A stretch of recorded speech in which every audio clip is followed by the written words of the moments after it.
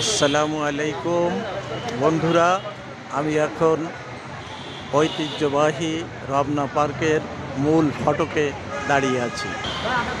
এখন আমি মূল ফটক দিয়ে রমনা পার্কের ভিতরে প্রবেশ করলাম। আপনাদের দেখাতে চেষ্টা করব এখানকার কিছু বিশাল বিশাল গাছপালার দৃশ্য এবং এখানে যে মানুষ চিত্ত বিনোদনের জন্য আসে প্রতিনিয়ত সকালে বিকালে সন্ধ্যায়, তার ধারাচিত্র আপনাদের সামনে তুলে ধরার চেষ্টা করব।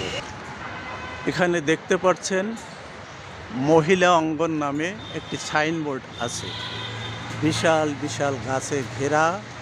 এখানে এই সাইনবোর্ডটি, তার পাশে আছে বসার জন্য ছাউনি।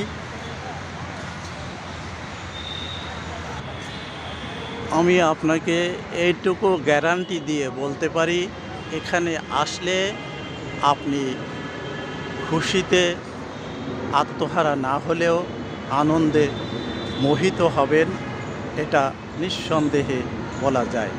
এখানের পরিবেশ সত্যি উপভোগ্য, আপনাকে আনন্দ দিবে নিঃসন্দেহে। তাই আমি আপনাদের বলবো, যারা ঢাকার বাইরে আছেন তারা এই রমনা পার্কটিকে একবার হলেও দেখে যাবেন। সবাইকে আবারও ধন্যবাদ ও শুভকামনা।